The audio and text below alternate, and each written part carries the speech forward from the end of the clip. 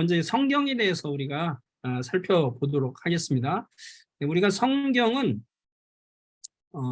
종교적인 차원에서 교회를 위해서 쓰여진 책이라고 볼 수 있죠. 그 말은 무엇이냐면 신앙이 없는 사람들을 위해서 쓰여진 것이 아니고요. 이 성경은 신앙을 가지고 있는 성도들을 위해서 기록된 책이라는 것이죠. 그러니까 성경을 잘 이해하기 위해서는 무엇이 필요하냐면 신앙을 가지는 것이 필요한 것이죠. 신앙이 없는 사람들은 그래서 성경을 이해하는데 물론 어느 정도까지는 이해를 할 수 있을지 모르지만 성경을 제대로 이해하기가 어렵다라는 것이죠. 특별히 우리 그리스도인들에게 성경은 굉장히 중요한 책이죠. 왜냐하면 우리 그리스도인들은 그 하나님의 말씀을 따라 살아가는 사람들이잖아요. 하나님의 말씀을 믿고 하나님을 신뢰하고 또 예수님을 신뢰하고 예수님을 우리가 믿는다는 것은 예수님의 말씀을 우리가 믿고 신뢰하여 따라가는 것을 의미하고 있기 때문에 그렇죠. 그래서 성경에서는 사실 믿는다는 말이 이제 순종이라는 말과 거의 동의어처럼 사용이 되는 걸 알 수 있습니다. 그래서 우리가 그리스도인들하면 사실은 성경을 굉장히 그리스도인의 삶의 중심에 두고 있죠. 왜냐하면 이 성경을 통해서 하나님은 우리에게 여전히 지금도 말씀하신다라고 믿기 때문에 그렇습니다. 그래서 우리는 성경을 통해서 하나님의 말씀을 듣게 되고 또 하나님이 뜻을 깨닫게 되고 하나님을 더 알아가게 되고 하나님이 우리 각자 개인을 향한 또 말씀하시는 그런 음성들을 우리는 듣게 되는 것이죠. 그래서 성경은 신자들에게 있어서는 삶의 큰 권위를 가지고 있는 그런 책이라고 볼 수 있습니다. 그래서 교회의 고백이 무엇이냐면 성경이 믿음과 삶의 권위를 가지고 있다는 것이죠. 그래서 어찌 보면 그리스도인들은 성경으로 살아가는 사람들이다라고 우리는 이야기할 수 있을 것입니다. 그렇기 때문에 우리가 성경으로 살아가고 우리가 성경을 따라서 하나님의 말씀대로 살아가기 때문에 그리스도인들은 성경 해석에 대한 그런 올바른 성경 이해와 해석에 대한 열망을 갖게 됩니다. 왜냐하면 우리가 하나님의 말씀대로 우리가 살아간다라고 보통 고백을 많이 하거든요. 또 하나님의 말씀대로 살아야 된다. 우리가 이 얘기를 하지만 사실은 그 말의 정확한 의미는 무엇이냐면 내가 성경을 이해하는 그 이해를 따라 살아간다라고 할 수 있는 것이죠. 그래서 내가 성경을 이해하고 있고 성경을 해석하는 그 해석을 따라서 살아가는 것이죠. 그래서 우리는 모두가 사실은 하나님의 말씀을 따라서 살아간다라고 하지만 그 정확한 표현은 성경에 대한 나의 이해, 나의 해석을 따라서 살아가는 것이죠. 그렇기 때문에 우리가 성경을 올바로 아는 것이 굉장히 중요한 것이죠. 왜냐하면 성경을 내가 어떻게 해석하느냐에 따라서 우리의 삶이 그렇게 가기 때문에 그렇죠. 그래서 이단들이 안 좋은 것이 무엇인가요? 성경을 잘못 해석하고 사람들을 어떻습니까? 그 잘못된 해석된 그런 삶으로 이끌기 때문에 사실은 문제가 있다라는 것이죠. 그런데 중요한 것은 성경을 어떻게 우리가 그러면 올바로 이해할 수 있느냐 하는 것이죠. 그래서 성경을 올바로 이해하고 또 정확하게 이해하기 위해서는 그냥 아무렇게나 내가 읽은다고 그게 가능한 것이 아니고 많은 학자들이 얘기하는 것이 무엇이냐면 성경을 올바로 해석하기 위해서는 정확하고 방법론적인 본문의 주해의 기초에 의해서 우리가 성경을 볼 때에 우리가 성경을 올바로 이해할 수 있다는 것이죠. 그러니까 성경을 내가 올바로 이해하고 싶다면 성경을 올바로 이해할 수 있는 그런 좋은 그런 성경을 이해할 수 있는 그런 방법, 툴을 가지고 성경을 보아야 우리가 성경을 제대로 바르게 이해할 수 있다는 것이죠. 나는 성경을 정말 잘 알고 싶고 성경 말씀대로 살고는 싶은데 그냥 내 마음대로 성경을 읽고 내가 생각나는 대로 그냥 이해하고 내가 이해한 대로 살아간다고 하는 것은 사실은 성경을 바르게 이해한다라고 하기 어렵다라는 것이죠.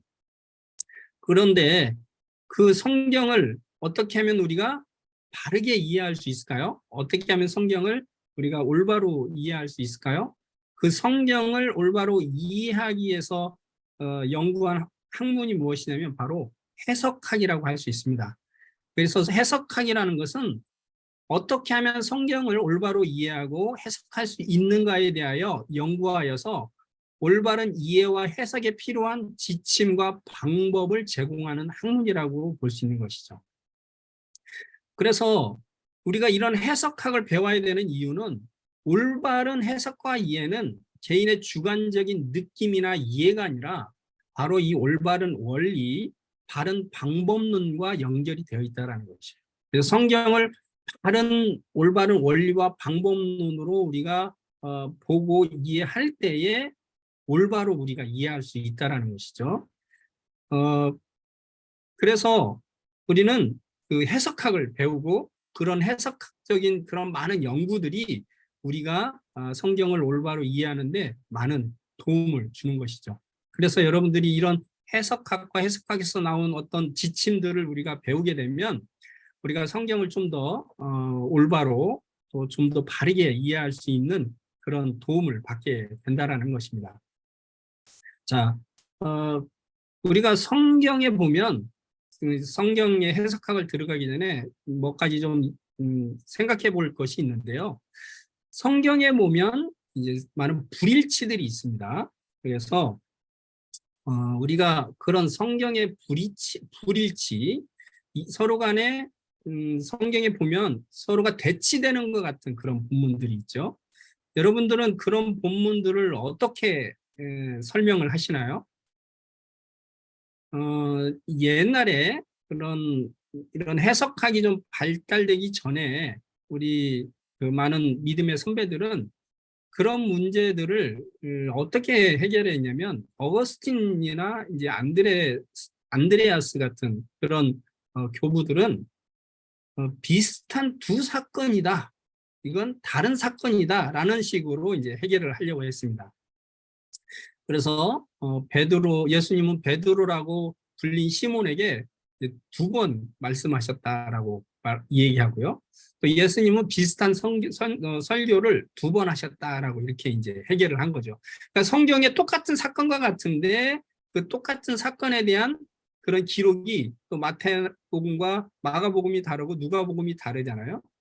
그러면 옛날에 있는 이제 그 우리 교부들 또 믿음의 선배들은 성경은 정확무한 하나님의 말씀이라는 것에 대한 확신은 있고 이 불일치를 어떻게 해결해야 될지 고민하다가 분명히 예수님은 뭐 이야기를 많이 했는데 그중에 비슷한 얘기일 것이다. 서로 다른 사건인데 그것을 서로 다르게 기록한 것이다. 이렇게 이제 그것을 해결했던 것이죠. 그러다 보니까 어떤 일이 발생하게 되냐면 예수님은 성전을 3번을 정하신 것이 돼요. 그래서 마태복음, 마가복음, 요한복음 이 3번 예수님이 정한 것으로 되고요. 또 2번 서로 다른 백부장의 종을 고치시는 그런 이제 일이 발생이 되는 것이죠. 그렇다면은 오늘날 현대에서는 그러한 성경의 불일치를 어떻게 해결을 할까요? 오늘날 현대 해석학이 발달하면서 성경은 단지 그냥 기존에 나와 있는 역사들을 그냥 나열하는 그런 것이 아니라는 것을 이제 깨닫게 됩니다. 그래서 성경은 하나님이 어떤 저자를 통해서 그 저자가 가지고 있는 관점과 그리고 저자가 자신이 전하려고 하는 그런 메시지를 나름대로 그 역사적인 사실들을 의미 있게 전달하기 위해서 나름대로 구성하고 나열해서 그리고 그것을 구성하고 나열하고 전하기 위해서 무엇을 사용하냐면 당시의 문학적인 그런 장치들을 사용해서 편지를 쓰고 또 책을 썼다라는 것이죠. 그러니까 그게 무엇을 말하냐면 성경이 단지 사실들을 순서대로 나열한 것이 아니라 예수님의 삶을 설명하기 위하여 저자가 자신의 관점을 가지고 문학적으로 구성한 문학 작품이라는 것을 이해하게 되는 것이죠. 그러다 보니까 각 서신서들이 어떻게 기록이 된 겁니까? 저자가 사건들을 선별하고 때로는 주제와 목적에 따라서 순서를 바꾸기도 하고 또 설교만 모아서 편집하기도 하고 또 설교를 이야기할 때도 저자가 그대로 예수님이 설교한 내용을 다 얘기하는 것이 아니라 나름대로 저자가 중요하게 생각되는 부분만 요약해서 전달하기도 하고 저자가 이해한 대로 그것을 뭐라고 패러그래프 바꿔가지고 이제 얘기하는 것이죠. 그대로 얘기하는 것이 아니라 저자가 자신의 관점과 의도를 가지고 문학적인 그런 장치들을 사용해서 편집을 했다라는 것이죠. 그렇다면은 우리가 솔로몬이 성전을 건축한 시기를 예를 들어보면 이제 왕상 6장 1절 같은 경우에는 485년으로 되어 있고요. 사도행전 보면은 450년으로 되어 있습니다. 그렇다면은 애굽에서 나온 지 얼마 만에 성전 건축이 이루어진 것일까요? 열왕기상을 보면 485년 후에 지어졌다라고 말하고 있고요. 사도행전은 450년이라고 되어 있죠. 어느 것이 더 맞을까요? 여러분들은 뭐가 더 맞을 거라고 생각하시나요?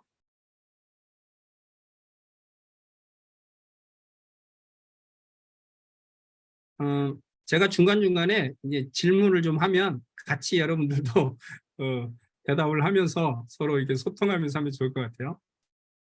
여러분들은 이런 불일치가 나오는 본문들을 어떻게 설명을 혹시 하셨나요?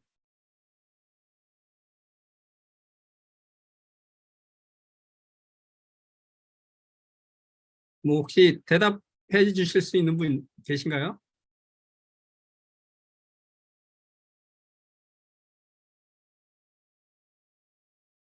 할수 있는 방법이 없어.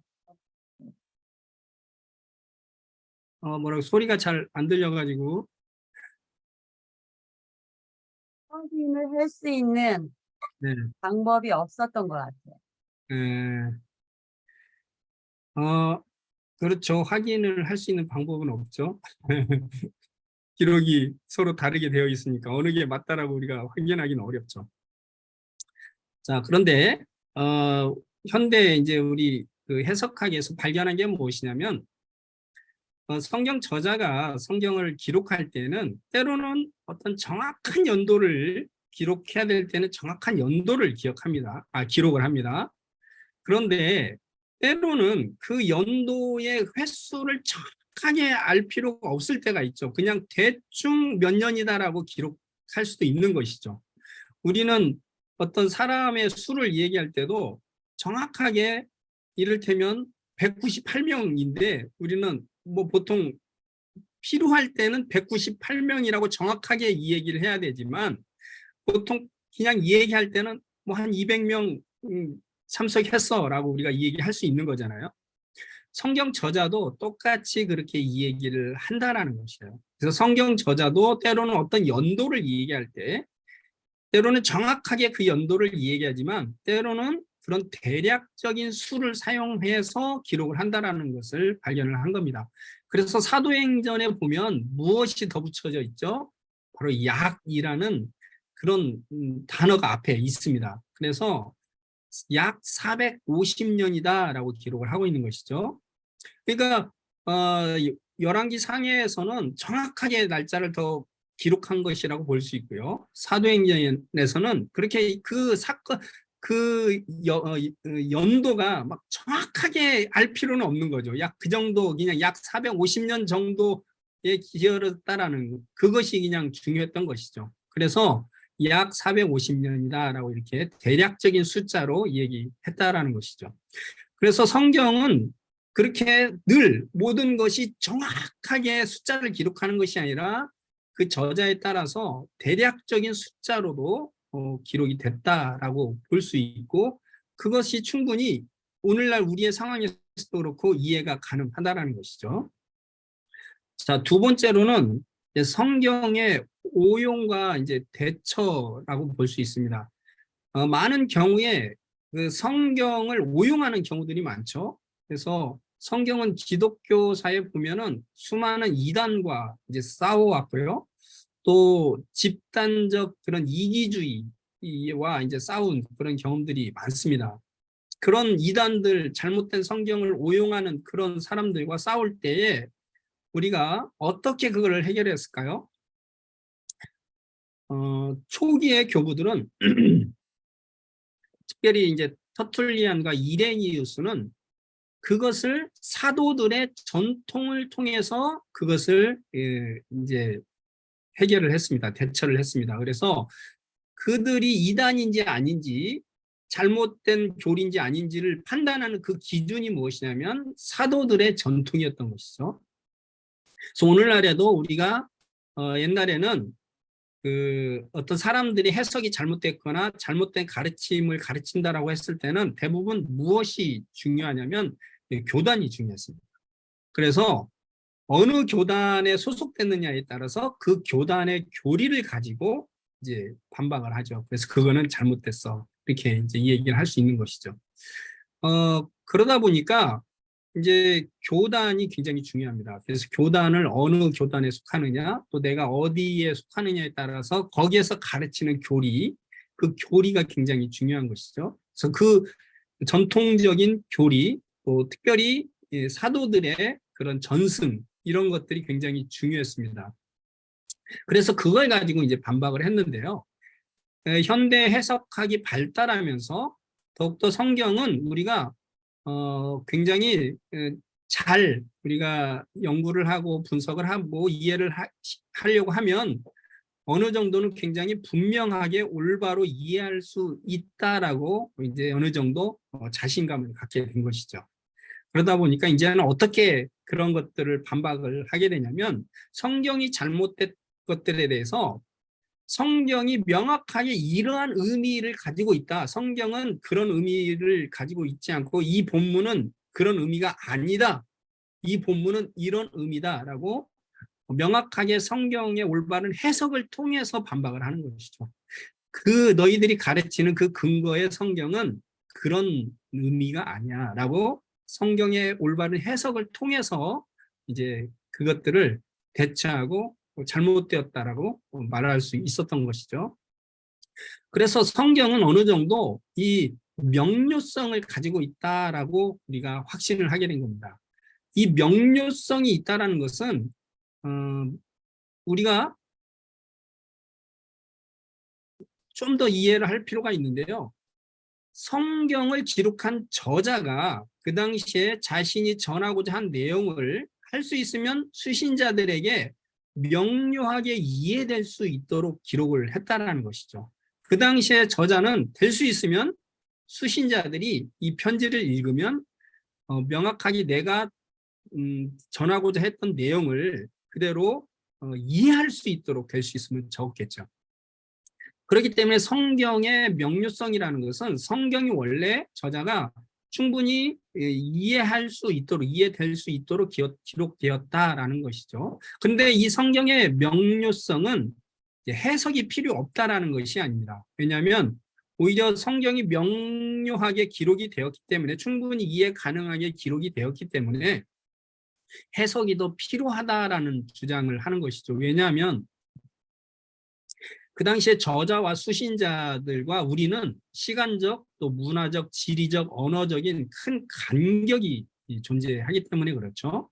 그래서 성경이 명료하다라는 그런 의미는 해석이 필요 없다라는 말이 아니고 오히려 해석이 더 중요하다라는 것을 말하고 있는 것입니다. 그래서 성경은 당시 수신자들에게 명료하게 이해될 수 있도록 기록되었지만 현대와는 많은 간격이 존재하기 때문에 우리는 좀 더 이 해석이 더 필요한 것이죠. 그래서 성경은 우리가 충분히 이해할 수 있도록 기록되었고 우리가 당시의 시간과 문화적인 그런 이해를 통해서 우리가 올바른 해석을 해나간다면 충분히 성경은 올바른 해석을 우리가 할 수 있다라고 이야기입니다.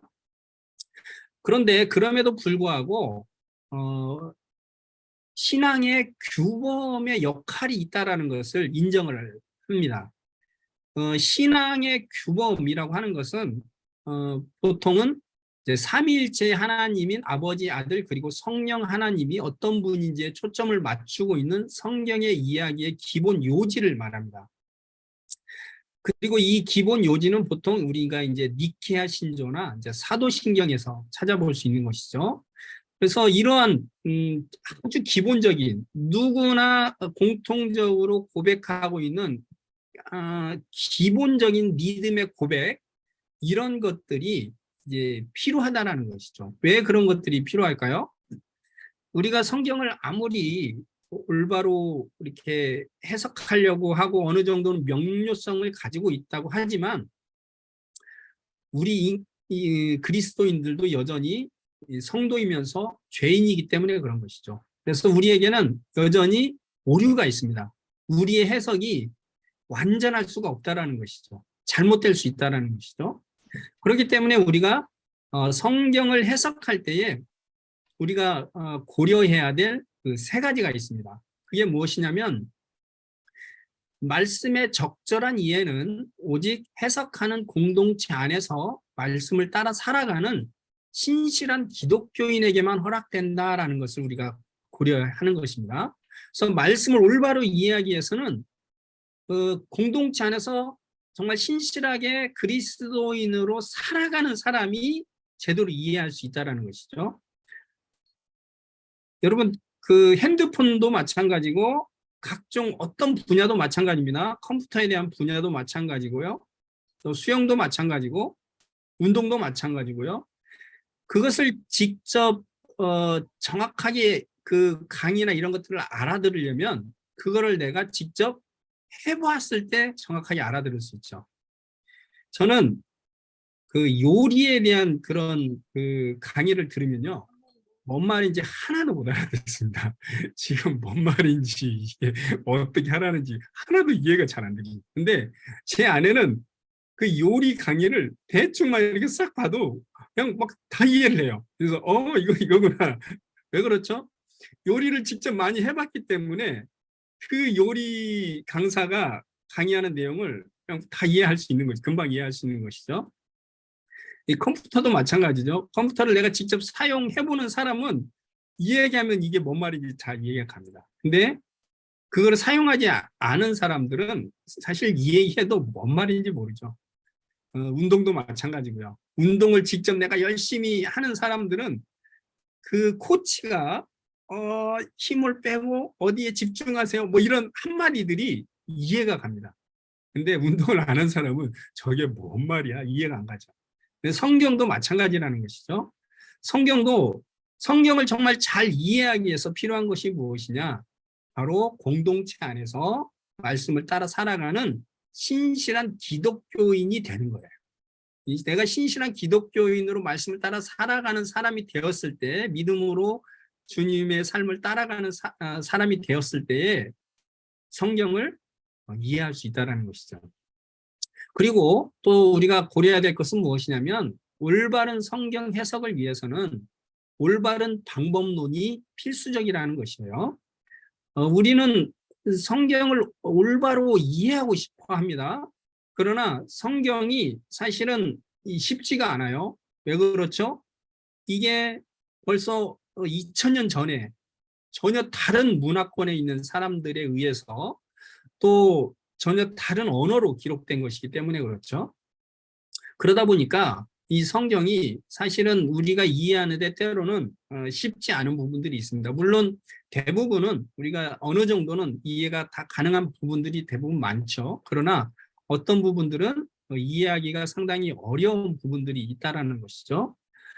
특히 뭐 묵시문학이나 예언서 이런 것들은 사실은 당대에도 이해하기가 쉽지 않은 그런 문학을 가지고 기록이 되었기 때문에 오늘날 우리가 그것을 이해한다라는 게 참 쉽지가 않은 것입니다.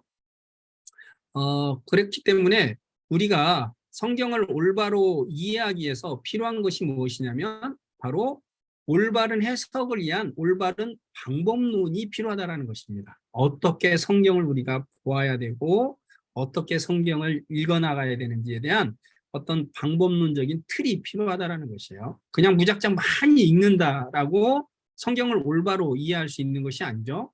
여러분, 성경을 백독하면 성경을 올바로 이해할 수 있을까요? 성경을 많이 그냥 무작정 많이 읽은 사람은 물론 성경을 많이 알 수 있게 되죠. 그래서 성경 전체에서 굉장히 큰 성경의 메시지들을 발견하는 데 굉장히 큰 도움을 줍니다. 저도 성경을 꽤 많이 읽으려고 노력을 많이 했습니다. 아까도 얘기했지만 학부 4년 때 동아리를 만들어서 성경을 창세기부터 계시록까지 장별로 요약하는 것을 4년 동안 했습니다. 그리고 계속해서 매해마다 성경 통독을 하고 묵상을 하고 또 기납적 성경 연구하는 그런 소그룹에 들어가서 계속해서 성경을 연구하고 이런 작업을 했죠. 그러니까 성경을 많이 읽게 되면 그리고 성경을 많이 알게 되면 우리의 어떤 삶에 대한 성경 전체에 대한 어떤 그런 이 흐름을 깨닫게 되고 하나님이 우리를 향하신 어떤 성경 전체에 대한 그런 하나님의 뜻이 무엇인지에 대한 어떤 그런 감을 잡는 데 굉장히 도움을 줍니다.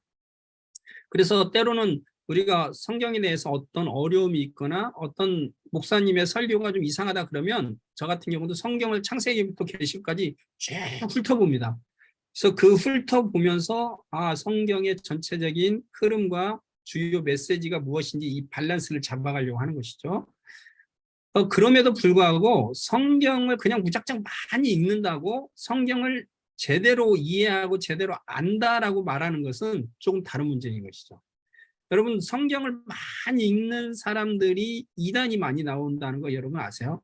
여러분, 이단들이요, 성경을 많이 안 읽어서 이단이 되는 것이 아닙니다. 성경을 하도 많이 읽는데 자기의 그 이해 방식을 가지고 이해를 하는 것이죠. 그래서 성경을 자신이 이해한 방식으로 성경을 이해하다 보니까 자기 나름대로 이제 교리가 만들어지고 자기 나름대로 이제 성경 해석이 나오는 거죠. 성경을 많이 읽은 사람만이 가능합니다.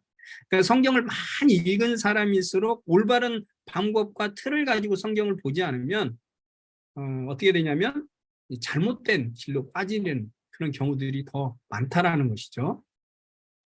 또 마지막으로 우리가 고려해야 되고 또 생각해 보아야 될 그 규범이 무엇이냐면 성령의 도우심과 인도하심이 요구된다라는 것이에요. 사실 우리는 이성적인 그런 합리성을 가지고 성경을 최대한 이성적으로 합리적으로 해석을 해보려고 하지만 사실은 성경은 우리의 이성과 합리성을 넘어서는 그런 내용들이 많습니다. 그렇기 때문에 우리가 성경을 올바로 이해하는데 절대적으로 또 필요한 것이 무엇이냐면 이 성령님의 도우심이죠. 성령님은 진리의 영이시라고 말씀하고 있죠. 그래서 성령님이 우리 가운데 잘 이해할 수 있도록 우리를 인도하시는 분이 성령님이시죠.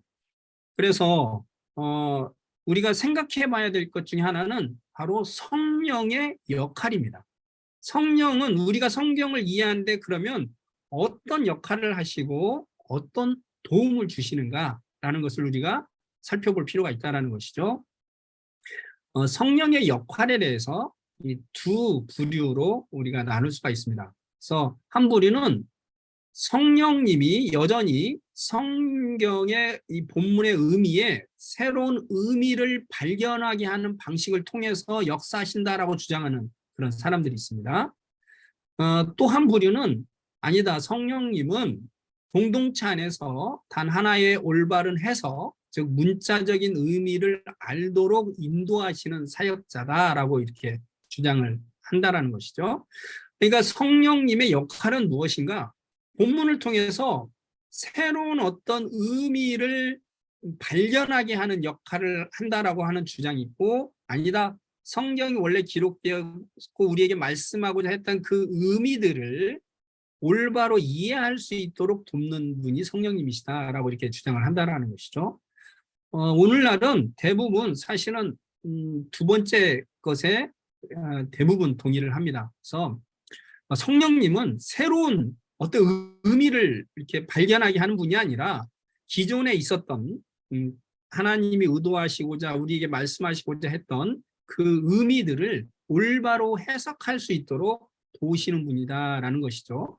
근데 거기에 조금 더 이제 들어가면 성령님께서 우리에게 하시는 역할은 단지 적절한 해석만 하는데 우리를 도우실 뿐만 아니라 그 본문을 적절하게 우리의 삶 가운데 잘 적용할 수 있도록 도우시는 역할을 한다라고 주장을 합니다. 그래서 오늘날 많은 그런 복음적인 성경 학자들은 성령의 역할은 우리가 본문을 잘 이해할 수 있도록 그것을 도와줄 뿐만 아니라 우리가 그 본문이 오늘날 우리의 상황에 또 우리의 교회의 각자의 삶 속에 어떠한 의미를 가지고 있는지 어떻게 우리가 그 말씀을 적용해야 되는지를 안내해 주시는 인도해 주시는 분이다라고 말씀하고 있는 것이죠. 그래서 성령의 역할을 두 가지로 이렇게 나누어서 살펴볼 수가 있는 것이죠. 그것을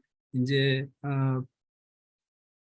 성경적인 적합성이라는 단어로 이제 사용을 합니다. 그래서 반후쩌라는 사람이 이제 그것을 얘기했는데 성경적인 적합성은 계시적인 의미의 적절한 적용이다라고 얘기를 했고요. 히릿이라는 학자는 그것을 의미와 의의라고 이렇게 이제 구별을 하기도 합니다. 그래서 이건 단어들은 그냥 단어적인 차이인 것 같고요.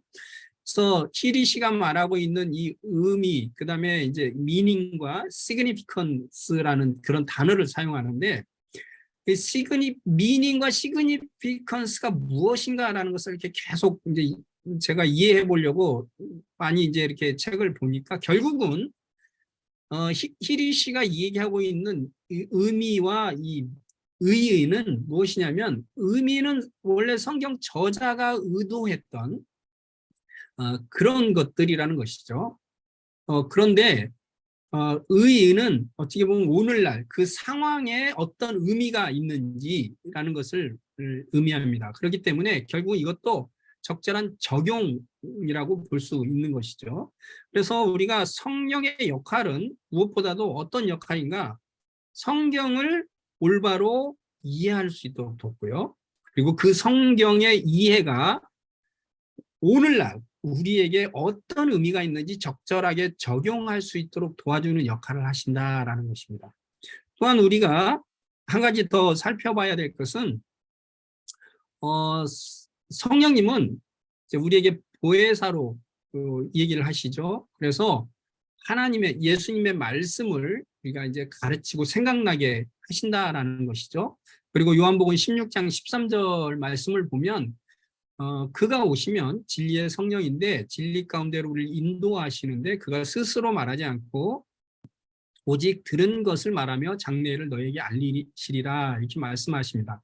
그렇기 때문에 성령님은 뭔가 새로운 것을 만들어내기보다는 예수님의 말씀을 우리가 잘 알 수 있도록 그리고 그 말씀을 삶 속에 적응할 수 있도록 해주시는 그런 분인데 우리가 여기서 성령의 안내를 받는 그런 성경 읽기라는 것이 무엇인가라는 것을 우리가 좀 살펴볼 필요가 있습니다. 우리가 그러니까 성령님의 도우심을 받아서 성령님의 안내를 받으면서 우리가 성경을 읽는다는 것이 무엇인가 하는 것이죠.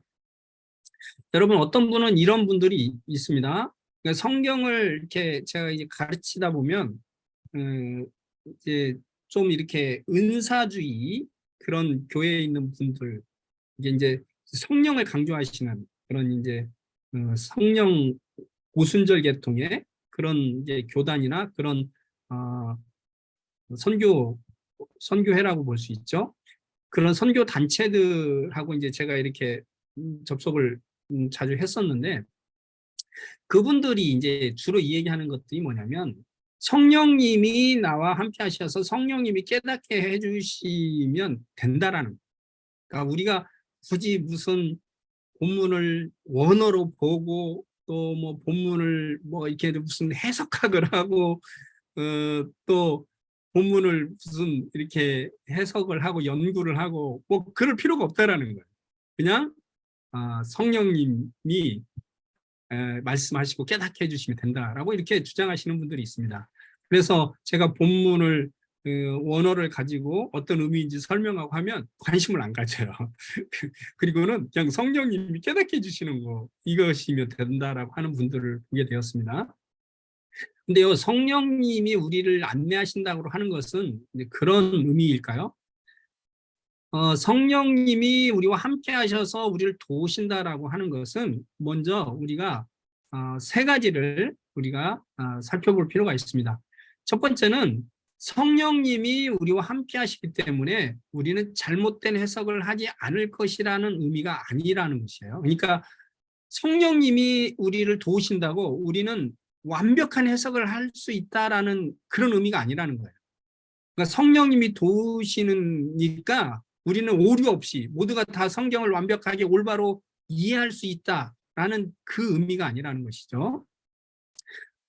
그래서 내가 해석할 때에 성령이 나와 함께 하신다는 것은 성경을 올바로 이해하기 위해 요구되어지는 성경의 고대 배경에 대한 문화적인 차이를 이해하기 위한 나의 힘든 노력을 면제해 주지 않는다라고 학자들이 얘기합니다. 그러니까 성령님께서 우리를 도우시지만 그냥 우리의 노력을 하나도 안 하는데 그냥 성령님이 알아서 깨닫게 딱 계시해 주시는 그런 식으로 성령님이 인도하시는가? 그게 아니라는 것이죠. 물론 때로는 성령님이 그렇게 인도도 하십니다. 그러나 전체적으로는 성령님은 어떻게 우리를 인도하시느냐? 바로 우리 해석자의 수고와 노력이 바람직한 결과를 얻도록 돕는다는 것입니다. 그래서 해석자가 성경을 읽는 사람이 올바른 성경적인 방법론을 가지고 그 당시에 문화적인 차이를 이해하고 또 언어적인 차이를 이해하고 또 문학적인 장치를 이해하고 본문의 문맥을 이해해서 이게 어떤 의미인지를 내가 열심히 노력해서 올바로 해석하려고 하는 그 노력에 성령님이 더 바람직하게 결과를 얻을 수 있도록 우리의 노력이 더 효과적으로 올바로 이해될 수 있도록 성령님이 도우신다는 것이지 우리의 노력을 대신해 주지 않는다라는 것이죠. 그것은 우리가 사실 조금만 생각해 보면 알 수 있어요. 우리가 이런 교회에서 어떤 말씀으로 그렇게 생각하면 충분히 성령님이 그렇게 하시는 것처럼 생각할지 모르지만 여러분 우리가 학교 공부를 하더라도 그렇죠. 성령님이 하나님이 우리가 공부하는 걸 돕는다라고 해서 성령님이 도우심 가운데 우리가 하나님의 도우심 가운데 어떤 공부를 할 수 있죠. 학교 공부를 열심히 하는데 공부를 하나도 안 해도 성령님이 다 깨닫게 하셔가지고 시험 보면 100점 맞게 해주시는 그렇게 성령님이 역사를 하실까요? 절대 그런 경우는 거의 없죠. 물론 정말 특별한 경우에는 할 수도 있겠죠. 그러나 거의 그런 경우는 일어나지 않죠. 성령님이 하나님이 우리를 도우시는 건 어떻게 도우십니까? 우리가 더 열심히 공부를 하고 그 공부한 것이 충분히 잘 효과적으로 결과가 나올 수 있도록 도우시는 것이죠. 공부를 대신해 주진 않습니다. 성령님이.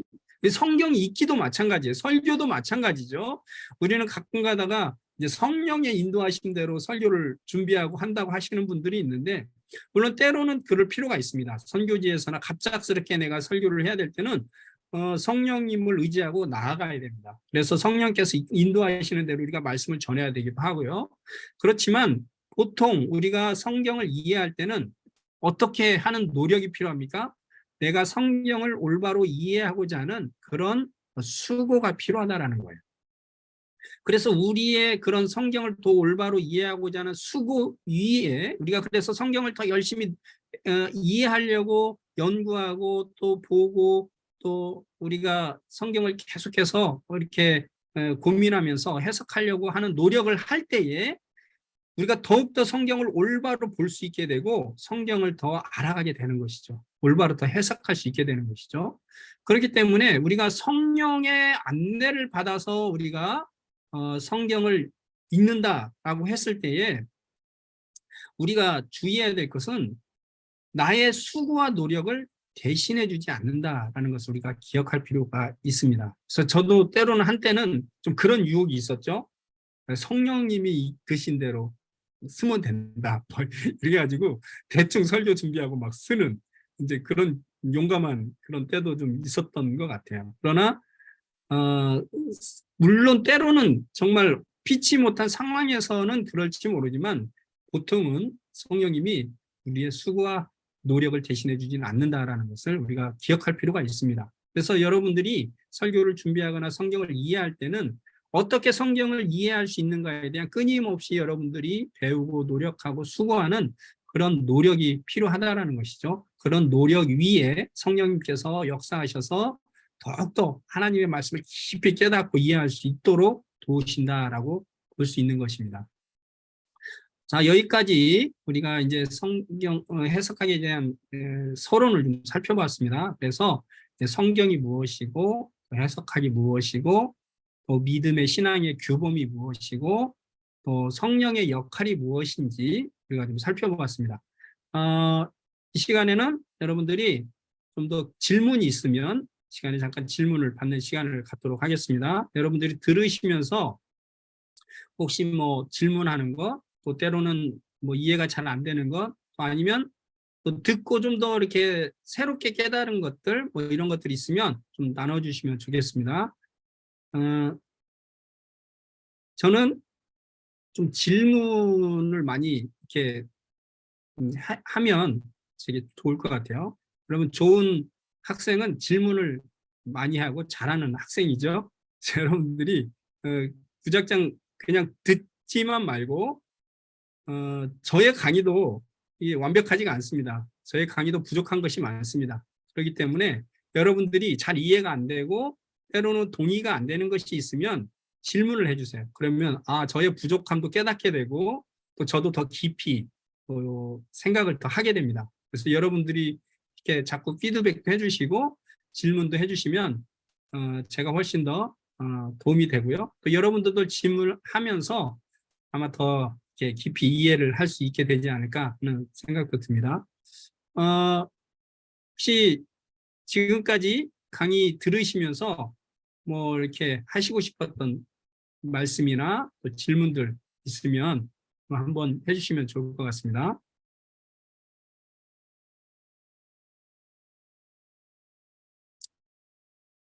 우리 한국 분들은 질문을 잘 안 하시는 것 같은데.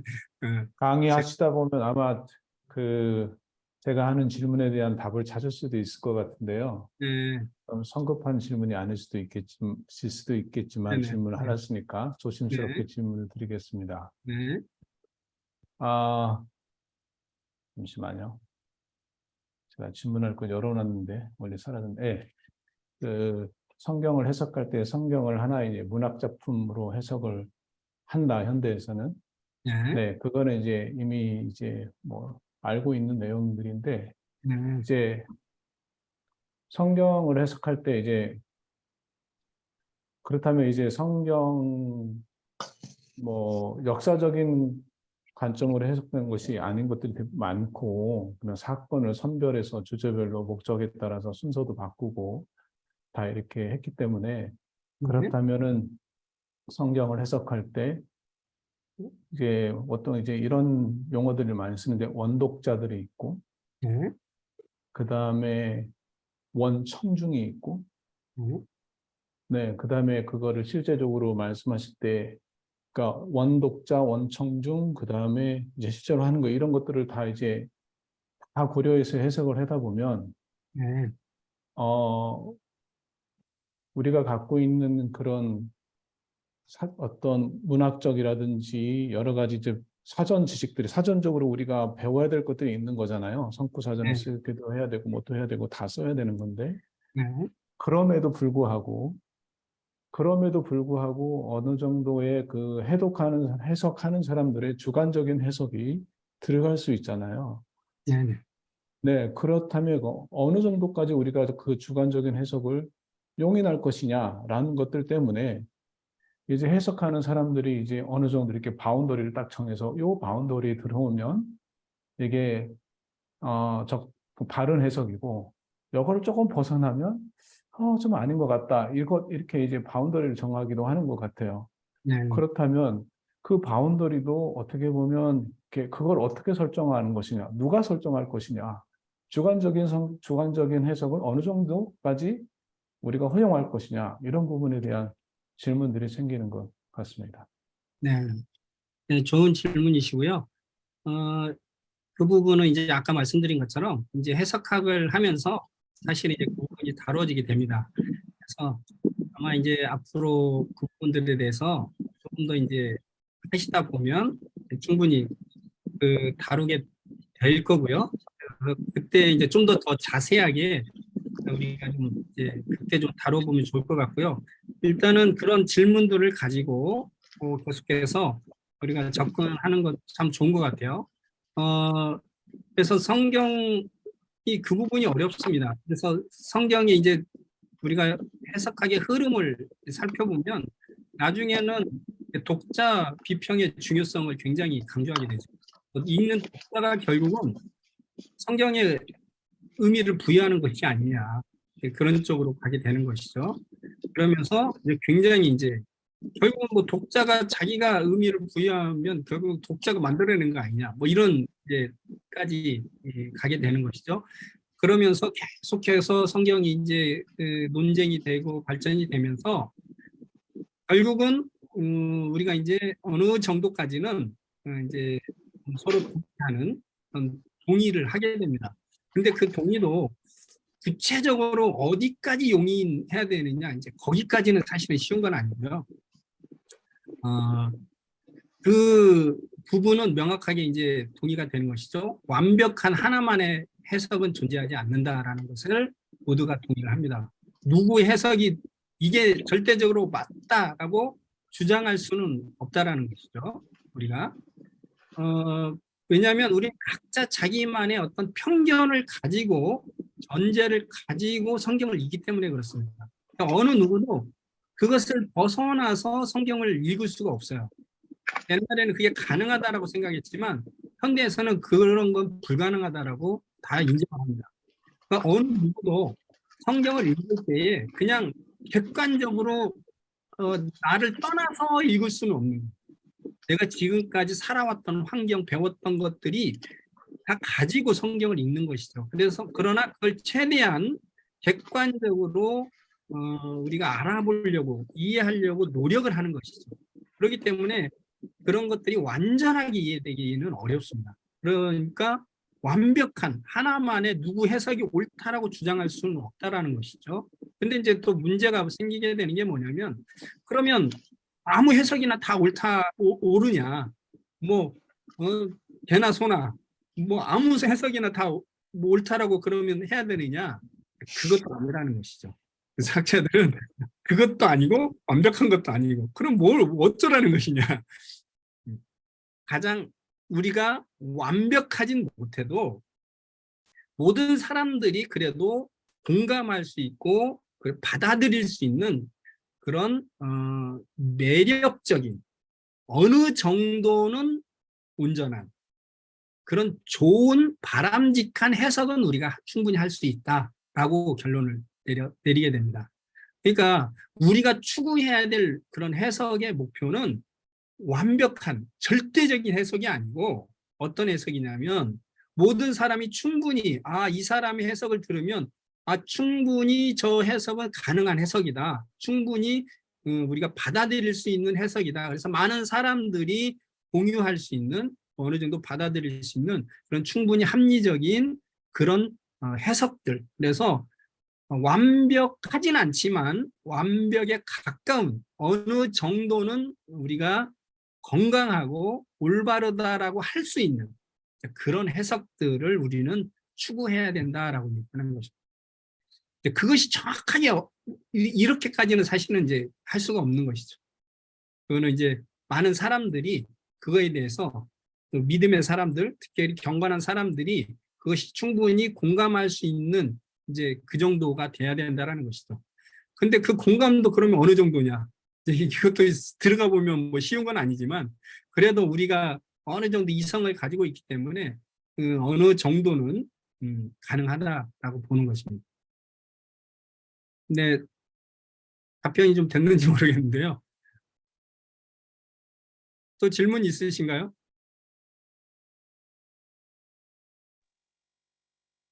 쭉 질문하면 시간을 자꾸 네. 잡아먹는 게 아닌가 아니요, 싶어가지고. 괜찮습니다. 충분합니다. 네, 다른 분들이 안 하시는 것 같아서 제가 하나 더 질문하겠습니다. 네. 슬라이드에 성경의 오용과 대처 부분에서 네. 그 이제 터툴리안이나 이레이누스 같은 경우는 그 성경이 이제 사도들의 전승이라든지 전통의 배경에서 이해를 해야 된다. 하지만 네. 현대에서는 올바른 해석을 통해서 그 사상이 잘못되었다는 것들을 반박한다. 이런 얘기들. 그래서 네. 이제 전통적인 그런 신학에서는 그러다 보니까 교단이 어떻게 해석을 하냐 하다 보니까 교단을 따라가게 되고 교단 해석을 따라가고 어떻게 보면 우리 교단이 저걸 따라가니까 그냥 저걸 따라간다 이런 경우들도 있고 하지만 네. 현대에서는 조금 변하고 있다라고 네. 이거를 실제적으로 우리의 한국 교회 상황에 적용했을 때 네. 만약에 그러니까 이것이 어느 정도까지 신학교에서 현재 가르쳐지고 있는지는 모르겠지만 그렇다면 한국 교회에 사본 오열되어 있는 이런 것들이 이것에 의해서 해결될 수 있는 방안이 있을까요? 물론 거기에는 물론 교리 문제만 있는 건 아니겠지만 적어도 교리와 관련된 문제 안에서는 해결될 수 있는 방안이 나오진 않을까요? 그거는 교단마다 제가 봤을 때는 좀 차이가 있는 것 같습니다. 그래서 교단에 따라서 조금 더 열려서 어떤 좀 다양한 다른 그 교단의 소리도 듣고 그것을 좀 더 진리를 세워가는데 우리가 좀 더 반영을 하려고 노력하는 교단이 있고요.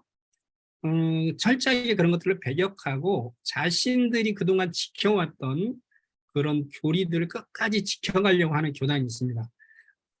그렇기 때문에 사실은 이제 그 교단에 따라서 이제 좀 어려운 교단이 있고 또 좀 어느 정도 반영이 되는 교단이 있고 그러나 이제 전 세계적인 학자들의 이제 흐름은 무엇이냐면 옛날에는 이제 교단 그런 것들을 이제 중요시하고 그것들을 이제 가르치고 배우려고 했지만 지금은 시대가 그런 시대가 아니잖아요. 이제는 다양한 사람들의 소리를 듣게 되고 알게 되고 우리 개신교만 해도 감리교가 있고 성결교가 있고 뭐 오순절이 있고 다 각자가 이단이 아니란 말이죠. 각자 우리 개신교 안에 우리 정통 교단으로 인정을 해주고 있고 그러나 교리가 다 다르죠.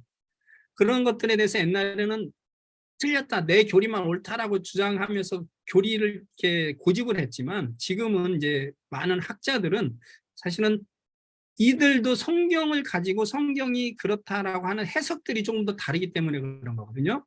그러니까 그런 다른 사람들, 다른 교단의 해석들을 우리가 이제는 접하면서 내가 부족했던 거, 내가 우리 교단에 속하면서 성경을 교단의 눈으로만 봤는데 보지 못했던 것들을 이제 많이 이렇게 보고 수정하고 더 발전시키려고 하는 그런 방향으로 가고 있죠, 학자들은.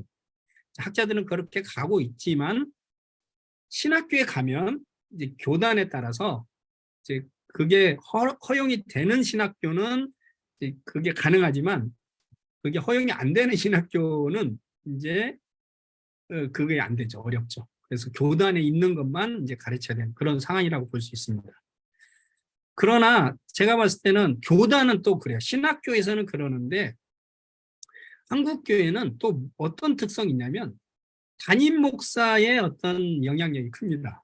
그래가지고 담임 목사님이 어떠느냐에 따라서 심지어는 장로교 우리 합동 측 목사님이지만 그 목사님이 굉장히 오순절이나 이런 쪽을 좋아하는 성향의 목사님들이 있습니다. 그분들은 또 보면 우리 장로교에 소속이 되어 있지만 가르치는 거나 이렇게 막 선호하는 것들 보면 굉장히 오순절 쪽에 이제 교리라든가 그 가르침을 이렇게 수용하고 그런 쪽으로 또 이렇게 따라 하려고 하는 그런 목사님도 사실은 계신 것이죠. 그러니까 이렇게 이해할 수 있을 것입니다. 교단에 따라서 교단은 아직도 굉장히 자기 교단 안에 있는 것만 끝까지 지켜가려고 하는 교단, 또 굉장히 리버럴하게 다 받아줘 가지고 그냥 막 모든 걸 다 수용하는 교단, 또 어느 정도는 가지고 있지만 외부 거를 조금 더 수용하려고 하는 그런 약간의 어떤 그런 것, 이게 스펙트럼이 쭉 나눠져 있다라고 보시면 되고요. 그러나 각 교회 또 따라서 한국은 그 목사님의 성향에 따라서 이게 이제 달라진다라는 것이죠. 그리고 성도님들이 사실은 대부분의 성도님들은 우리 교회의 교단의 어떤 그런 특성을 막 따지는 사람이 많지는 않은 것 같아요. 내가 지금 무슨 교단인지도 잘 모르고 다니는 그런 성도님들이 많죠. 우리 한국교회 같은 경우는. 그러다 보니까 지금 목사님이 주로 이제 말하는 그 교회에 담임 목사님이 가르치는 거에 이제 영향을 좀 받게 되는 것 같습니다. 그러나 학자적인 입장이나 개인적인 그런 성도의 신앙인의 입장에서는 좀 다른 목소리를 듣는 거는 굉장히 중요하다고 생각이 듭니다. 저희 개인적으로는. 왜냐하면 우리는 완벽하지가 않아요. 우리는 부족함이 있기 때문에 우리가 자꾸 다른 소리를 통해서 내 부족함을 깨닫게 되고 또 배울 필요가 있는 것이죠. 좀 겸손이 필요한 겁니다. 그래서 우리가 성경을 이해하고 해석할 때 그래서 필요한 게 이게 겸손, 또 의심의 신학, 이게 굉장히 중요합니다. 네. 또 질문 있으신가요? 감사합니다. 또 질문은 얼마든지 많이 하셔도 됩니다. 궁금하신 것이 있으시면, 네.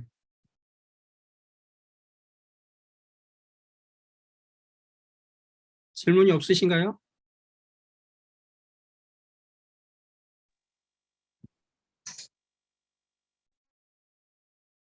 음,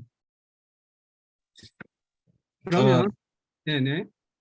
저는 거의 매주 말씀을 전해야 되기 때문에 성경 해석을 위해서 주석을 자주 사용하는데요. 네. 네, 뭐 그런 데 있어서는 어떻게 생각하시고 그냥 저도 뭐죠? 자기 성경을 해석하는 게 바르게 해석하는 게 되게 중요하다고 생각해가지고 네. 그 잘못된 자의적 해석을 할까 봐 다른 그 음, 뭐죠? 주석책을 자주 사용하는데 음. 그거는 뭐 괜찮은가요? 그럼요. 괜찮은 게 아니고 그렇게 해야 되는 것이죠. 다른 사람이 이미 그 전문적으로 성경을 연구해 놓은 것들을 참조하는 건 굉장히 필요하고 굉장히 중요합니다. 왜냐하면 우리가 성경을 그만큼 연구를 하는 데는 시간이 또 부족하거든요. 그렇기 때문에 다른 사람이 이 본문을 가지고 충분히 연구를 많이 했던 것들을 우리가 이용하는 거는 굉장히 중요하고 도움이 많이 되는 것이죠. 근데 이제 문제는 뭐냐면 주석책도 굉장히 종류가 많아요. 그리고 주석에서 이제 가르치는 것도 나름대로 한계가 있고 완벽하지가 않습니다. 그러니까 무엇이 필요할까요? 이런 것들을 내가 잘 판단하고 결국은 이런 그 주석책들을 통해서 얻은 지식들을 바탕으로 내가 본문을 이게 나의 주도적으로 이게 더 이해하고 해석해 나가는 그런 이제 노력이 필요한 것이죠. 처음에는 이제 그게 어렵습니다. 처음에는 내가 주도적으로 성경을 뭔가 해석해 나가는 게 굉장히 어려워요. 저도 그 쉽지 않았습니다. 그래서 그렇게 되기까지는 계속된 이제 훈련과 계속된 이제 이것을 계속 하면서 점점 더 자신감이 생기더라고요. 그리고 하나님께서 점점 그것들을 이렇게 깨닫게 해주시고 알 수 있도록 도와주시는 게 있더라고요. 그래서 처음에는 주로 이제 많은 다른 사람들의 전문가들의 도움을 받는 게 굉장히 좋습니다. 그러나 그거에만 의존하지 않고 그것을 바탕으로 내가 성경을 분석해 나가고 이해해 나가려고 하는 그런 노력이 필요한 것이죠. 네. 주석을, 예. 저 같은 경우도 거의 한 본문을 하나를 설교할 때 제가 꼭 5권 정도는 보려고 합니다. 성경을 어떤 설교를 할 때. 네. 감사합니다. 또 질문이 없으시면 네, 어, 질문 하나, 네, 네, 어, 우리가 여기서 성경을 해석할 때 우리들의 노력이 필요하다고 얘기를 하셨거든요. 네, 사회적 배경이나 역사적인 어떤 전통이나 그 문화적 배경 이런 여러 가지를 편만하게 공부하는 노력이 그 자료가 필요하다고 얘기를 하셨는데 이런 공부들은 어떤 통로, 어떤 자료, 어떤 교재를 통해서 공부를 할 수 있을까요? 어, 아까 주석 얘기하셨는데 주석 외에 어떤 자료를 통해서 이런 공부를 할 수 있을까 궁금합니다. 일단은 이제 여러분들이 이제 좋은 주석을 찾는 것이 이제 필요하고요.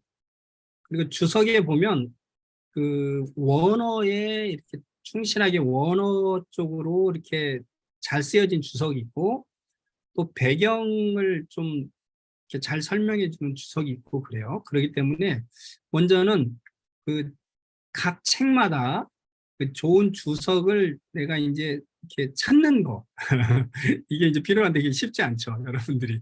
그래서 성경 사이트에 들어가면 인터넷 사이트에 들어가면 좀 보수적인 그런 학자들 그런 교회를 위해서 이렇게 좋은 주석들을 이렇게 좀 이렇게 선별해 놓은 그런 사이트가 있습니다.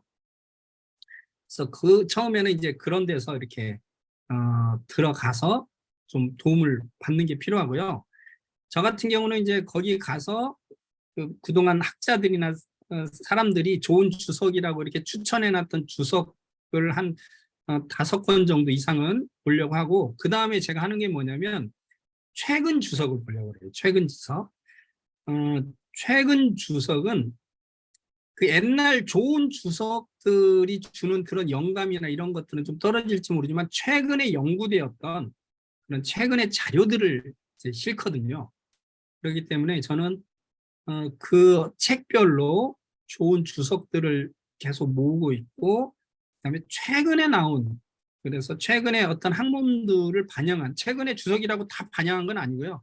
최근에 나온 주석 중에 최근의 자료들이 이렇게 반영되어서 최근의 학문들을 적용하고 있는 그런 주석들을 좀 보려고 합니다. 그리고 특별히 어떤 부분에 있어서는 그 배경이나 이런 부분에 있어서는 그러한 이제 배경에 관련된 책을 살 필요도 있는데요. 요즘은 이제 시대가 좋아져 가지고 인터넷으로 내가 알고 싶은 그런 배경에 대해서 검색을 하면 쫙 나와요.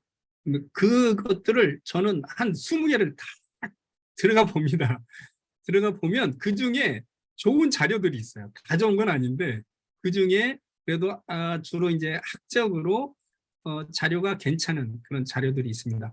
한국말로 없으면 이제 저는 또 이제 영어 사이트에 가서 이제 학자들의 어떤 자료들을 또 검색하는 자료가 있습니다. 그래서 저는 한국말로 해서 충분히 이 정도면 굉장히 한국말로도 나름대로 연구가 되어 있고 충분히 자료가 됐다라고 하면 이제 뭐 거기서 이제 끝나는데 한국말로는 연구가 별로 안 돼 있고 자료가 충분하지 않다라고 하면 이제 영어로도 이제 검색을 해서 이제 또 자료를 좀 보려고 합니다.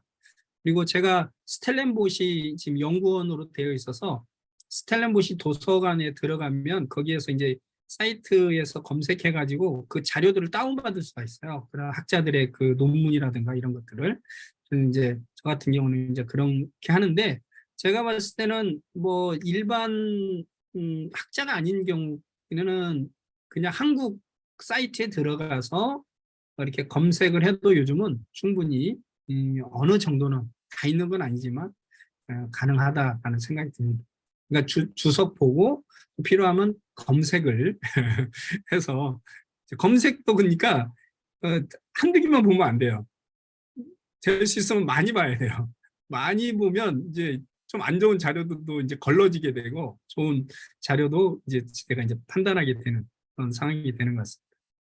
네.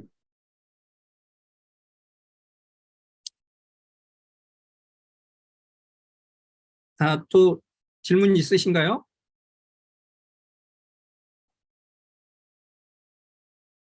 질문이 없으시면 현대 해석학의 흐름을 우리가 좀 잠깐 살펴보고 오늘 마치도록 하겠습니다. 이 현대 해석학의 흐름은 이제 세 가지로 이렇게 흘러가는 것을 알 수 있습니다. 처음에는 사실 종교 개혁 이후로 좋은 해석이라는 것은 저자의 의도를 이해하는 것이었습니다. 이것을 이제 슐라이어 마허가 처음으로 본문의 해석을 위한 완전한 이런 철학적 해석학을 발전시켰는데요. 그 슐라이어 마허의 그런 이제 철학적 해석학을 이제 도케리가 이제 잘 또 요약하고 발전을 시켜서 19세기와 20세기는 바로 이 저자의 의도를 이해하려고 하는 그런 역사적인 방법론이 그 성경 해석학의 방법론으로 지배를 하게 됩니다. 그래서 성경 해석학, 성경을 바르게 이해하려고 한다면 모든 사람들은 무엇을 하게 됐냐면 저자의 의도를 이해하려고 했다는 것이죠. 그리고 그 저자의 의도를 이해하려고 하는 그런 저자의 의도가 무엇인가라고 했을 때 슐라이어 마허가 이제 추구했던 것은 무엇이냐면 본문에 있는 저자의 의도가 아니라 실제로 역사적인 그 책을 기록한 그 저자의 그 의도를 파악하려고 했던 것이에요. 그러니까 저자가 실제 저자가 그 사람 속에 있는 그런 감정적인 그런 심리적인 그런 상태에 있는 의도를 파악하려고 했다라는 것이죠. 그러다 보니까 어떻게 됩니까? 역사 비평은 자꾸 본문을 보기보다는 무엇으로 자꾸 가게 되냐면 실제 역사를 자꾸 추적하려고 합니다. 실제 역사. 그래서 이 본문도 이 자료가 도대체 원래 어떤 자료를 사용한 거냐, 저자가 이 자료를 도대체 어떤 자료에서 쓴 거냐. 그래서 이 각 자료들이 저자가 어떻게 보면 이렇게 모아놓은 거잖아요. 모아놓은 건데 그 모아놓은 원래 그러면 자료는 뭐냐, 이런 걸 추적한 것이죠. 그리고 또 실제 저자는 누구였고 어떠한 삶을 살았고 이 편지를 썼을 때 그 상태가 어땠는지 그런 실제 저자의 역사를 추적하는 쪽으로 이게 집중이 되게 됩니다. 그래서 역사 비평은 자꾸 이제 자료 비평, 양식 비평, 편집 비평 뭐 이런 비평을 하게 되고요. 그러면서 자꾸 저자의 의도인데 어떤 의도냐면 저자의 이런 심리적인 의도, 저자의 마음속에 들어가서 그 저자가 어떤 생각을 가지고 어떤 의도를 가지고 이것을 썼을까라는 그런 저자의 의도를 파악하려고 했던 것이죠. 사실은 성경에 있어서 가장 우리가 올바른 해석은 저자의 의도를 파악하는 것이라고 볼 수 있죠. 왜냐하면 저자가 어떤 의도를 가지고 썼는데 그 저자의 의도를 파악하는 것이 사실은 가장 좋은 이해라고 볼 수 있는 것이죠. 근데 문제는 뭐냐면 이 저자의 의도를 이해하려고 하는 거는 아주 우리가 다 공감이 되고 누구나 그걸 동의했기 때문에 그거에 대해서는 누가 뭐라고 하지 않았는데 문제는 그 역사적인 본문 뒤에 있는 실제적인 저자로 자꾸 찾아가는 것이죠. 그래서 그 당시에 유행했던 게 뭡니까? 역사적인 예수. 이런 것들이 유행하는 것이죠. 그래서 실제로 예수님이 살았던 그 실제 예수 이런 것들을 막 세워보려고 했던 것이죠. 그러나 그게 가능한가요? 아무리 그거를 세워보려고 하지만 결국은 그 역사 비평가들이 뭐 역사적인 예수 막 세우려고 그렇게 하지만 결국은 세울 수가 없는 것이죠. 우리는 그런 자료도 없고 돌아갈 수도 없고 그러니까 결국은 본문만 가지고 있는데 본문 뒤에 있는 그 역사를 뭐 세워가지고 역사적인 그 저자의 심리 상태로 들어갈 수 없다라는 그런 이제 것을 깨닫게 되는 것이죠. 그러면서 이제 어떤 것으로 이동하게 되냐면 그렇게 본문 뒤에 있는 저자가 아니라 본문 자체가 중요하다. 그래서 본문에 이제 이 집중하게 됩니다. 그래서 본문 그 저자의 의도, 역사적인 저자의 의도가 무엇인지를 알아내려고 하는 역사 비평이 19세기, 20세기를 막 지배했다가 그렇다가 나중에 이제 역사가 아니라 본문이 중요하다. 수신자들이 받았던 것은 무엇을 받은 겁니까? 저자의 의도를 받은 것이 아니고 저자의 의도가 기록된 이 본문을 받은 것이라는 것이죠. 그렇기 때문에 저자의 준 이 본문에 우리가 집중해야 되지, 그 저자 본문 뒤에 있는 저자를 자꾸 들어가려고 하는 건 쓸데없는 짓이다. 그리고 본문이 완전한 자율성을 가지고 있다. 독자들은 본문만 봤을 뿐이다. 본문만 받았을 뿐이다. 그렇기 때문에 그 본문 안에 모든 것이 다 들어있다. 그 본문만 보면 된다라는 것이에요. 자, 그래서 그 이후로 이 본문 비평이 아주 이제는 전체를, 이제 해석하기 전체를 막 지배하게 됩니다. 그래서 이제 본문을 이제 연구하는 쪽으로 이제 가게 되는 것이죠. 근데 문제가 있죠. 그러면 이 본문이라는 게 그 안에 완벽하게, 그 당시에는 그게 완벽한 그런 자율성을 가지고 본문 텍스트를 읽으면 다 이해가 됐죠. 그 당시에 독자나 청자들은. 그러나 문제는 오늘날 우리가 그 본문을 보면 그렇게 이해가 되느냐 하는 것이죠.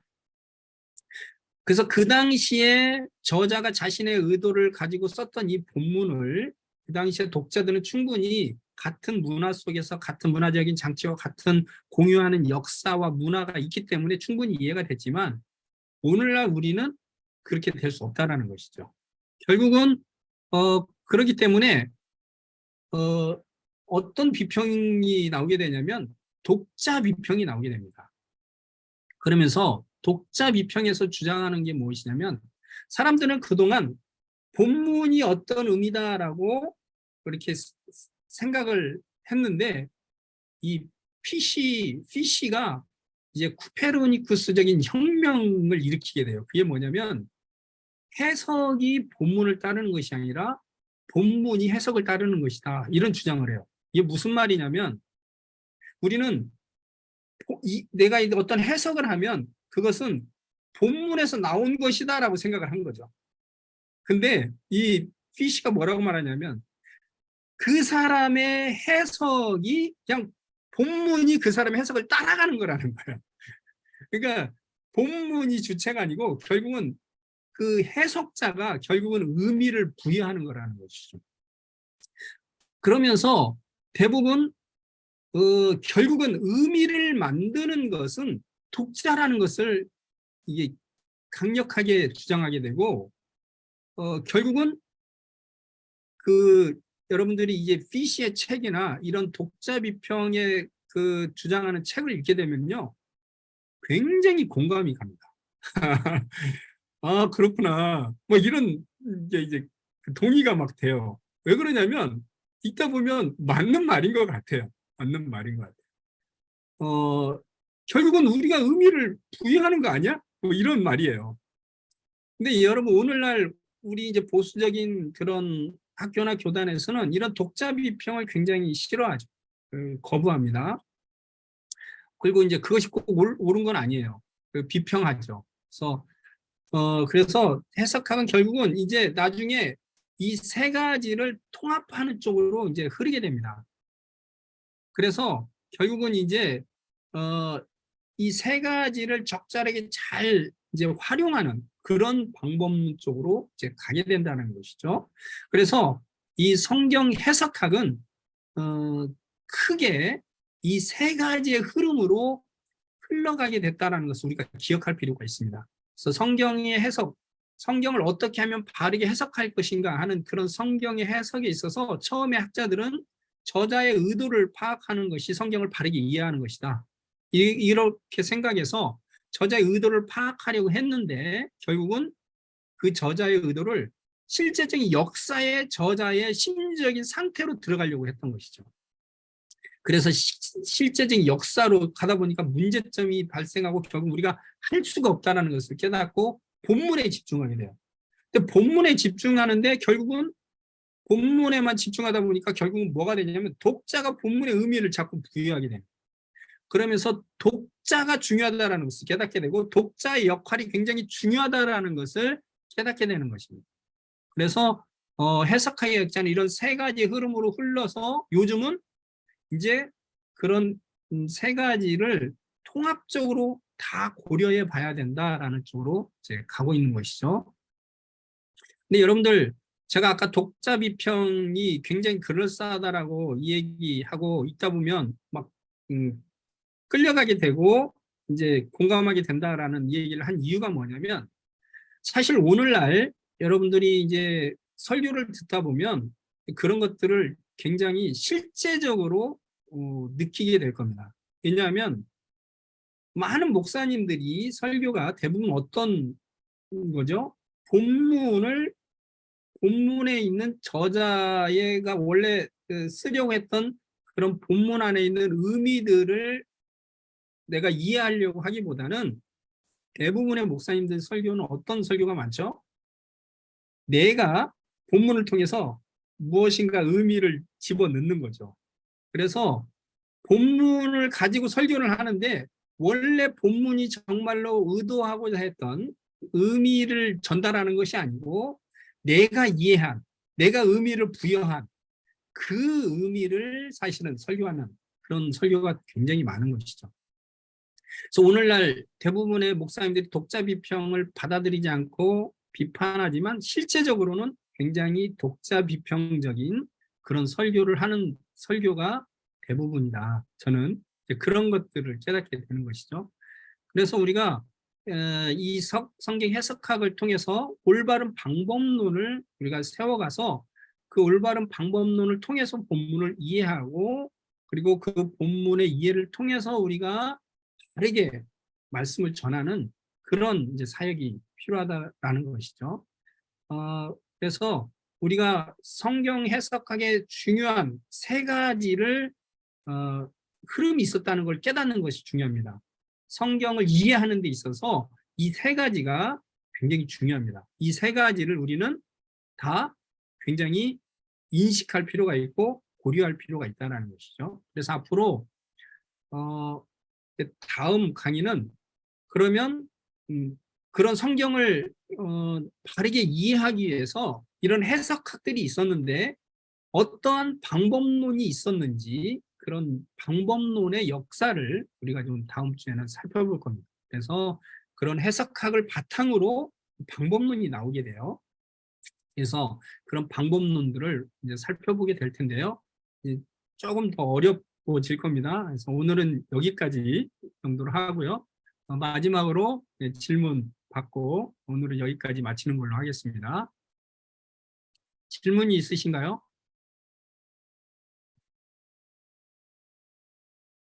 또 뭐 강의를 들으면서 또 이제 뭔가 기대하는 거라든가 뭐 좀 뭔가 이런 부분은 좀 배우고 싶거나 좀 이런 부분들을 좀 더 이렇게 다루어줬으면 좋겠다는 것들이 있으면 뭐 말씀을 해주셔도 좋겠습니다.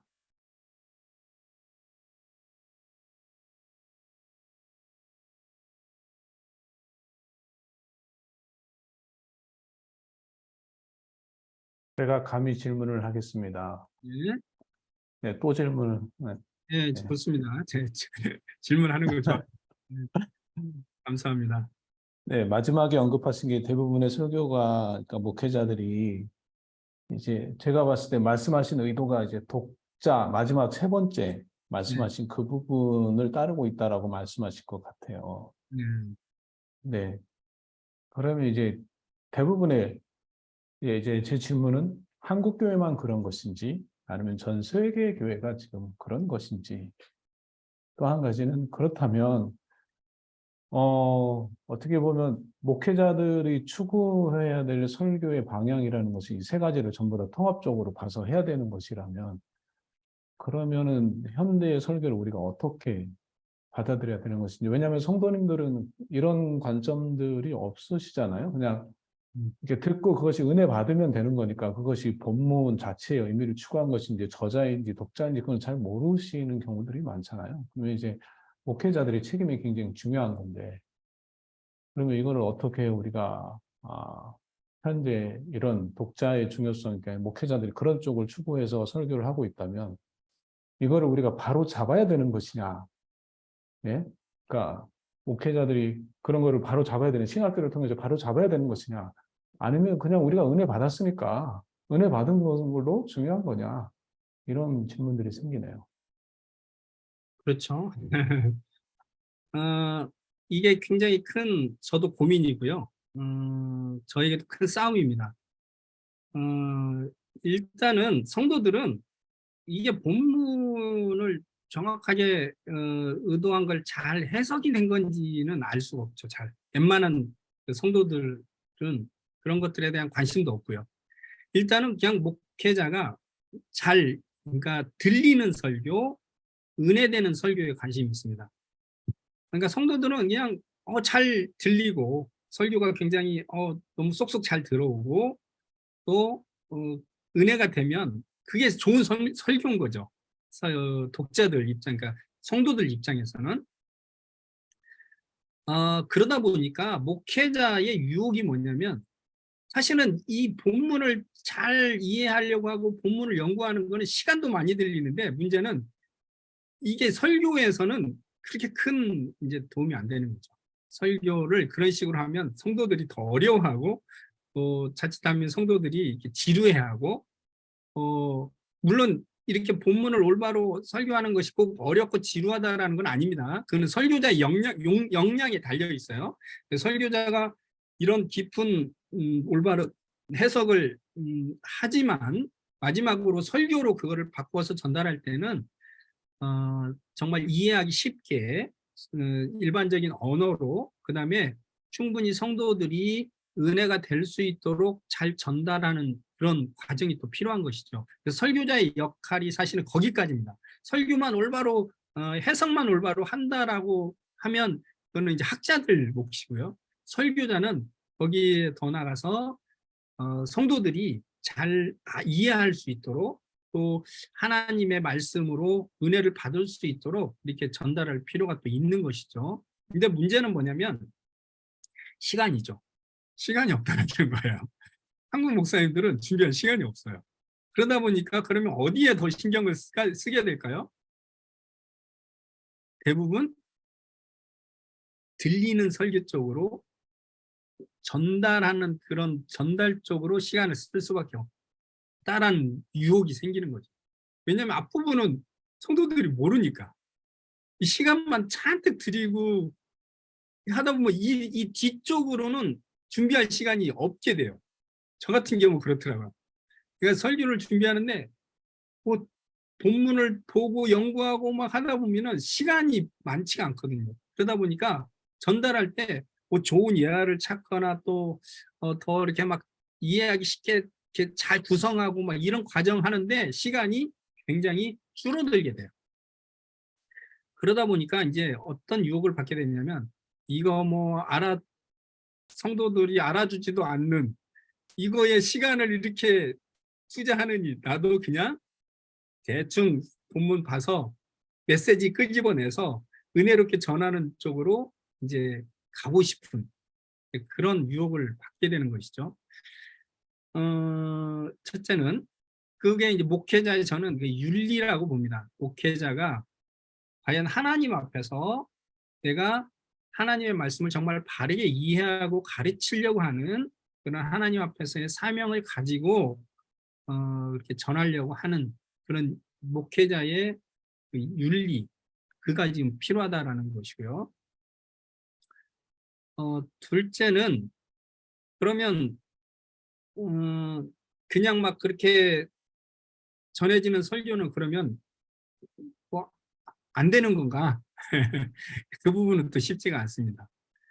그러니까 뭐 꼭 본문을 이렇게 열심히 그 연구했다고 해서 그 설교가 정말 올바르고 좋은 설교인가? 이런 부분은 또 이제 쉽지가 않은 것이죠. 그래서 제가 그런 부분은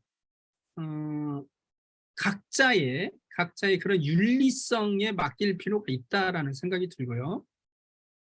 그 다음에 성도들 입장에서는 어쨌든 그 목사님에게 은혜를 받고 좋은 신앙으로 이끌어가는 설교라면 그래도 뭐 그 정도는 우리가 좀 그 정도까지는 우리가 받아들일 수 있어야 되지 않을까 하는 개인적인 생각이 듭니다. 이를테면은 성경을 바르게 해석하지는 못했지만 그분의 삶이라든가 가르치는 어떤 내용이 충분히 복음적이고 굉장히 그 전체적인 그 진리 안에 있고, 그래서 건강한 그런 교리를 가르치고 있다면 이제 뭐 그 정도는 우리가 좀 수용을 해야 되지 않을까 하는 그런 상황인데, 이제 여기서 그런 갈등이 생기는 거죠. 그러면 다 그럼 그렇게 하려고 하지 않겠는가?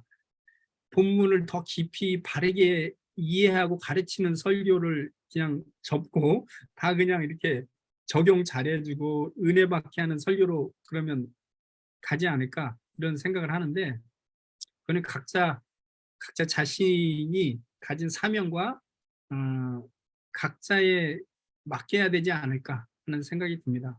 그리고 될 수 있으면 정말 본문을 바르게 이해하고 바르게 해석해서 바르게 잘 전하려고 하는 그런 사명을 가지고 전하려고 하는 그런 목회자의 사명과 윤리의식이 좀 필요하지 않을까 생각이 듭니다. 제 경험으로 보자면 어, 목회자가 그렇게 굉장히 경건하고 나름대로 본문에서 바르진 않지만 내용이 그래도 굉장히 건강하고 은혜가 있어요. 이런 설교가 여러분들도 많이 들어보시면 그런 설교가 있을 겁니다. 근데 그런 설교가 결국은 저는 좀 한계가 있더라고요.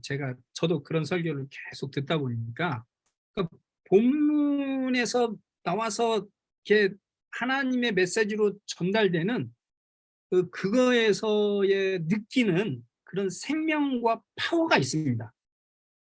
이거를 여러분들이 이제 어떠실지 모르겠어요. 저는 이제 그게 느껴져요.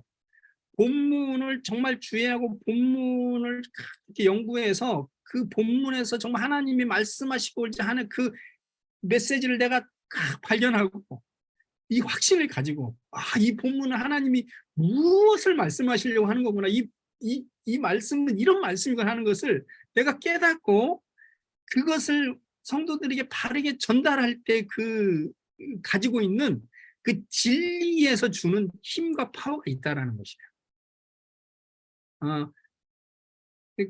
근데 그것을 좀 등한시하고 은혜만 끼치는 설교는, 이게 은혜는 계속 받는데 뭔가가 이렇게 이제 좀 부족하다는 생각을 좀 많이 갖게 됩니다.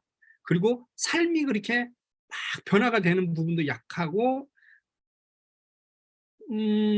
뭔가가 그런 거 있죠. 이를테면 의사로 치료하자면 그 사람이 어떤 환자가 오면 명확한 진단을 해서 그게 명확하게 치료를 해줘야 되는데,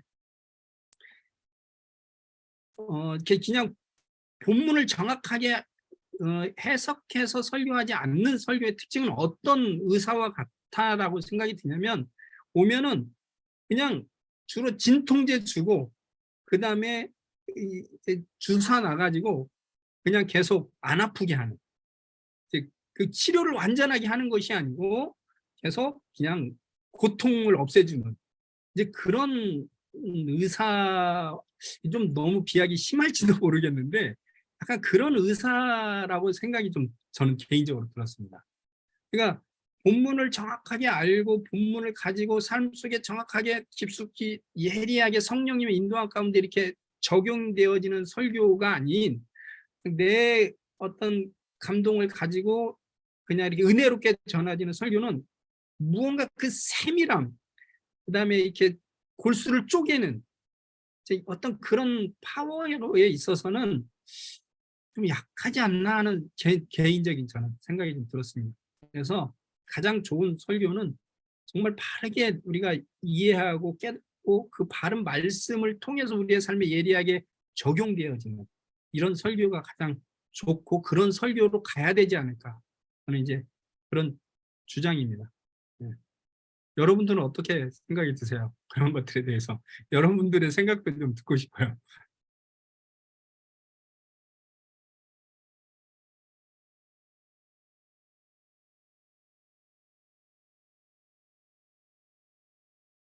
여러분들은 한국교회 그 목사님들 설교가 어떻다라고 생각이 드시나요?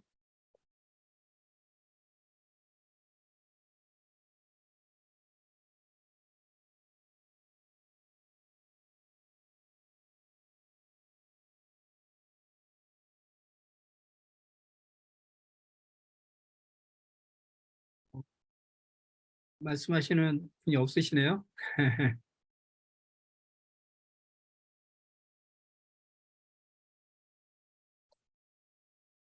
네, 제가 말씀드리고 싶은데요.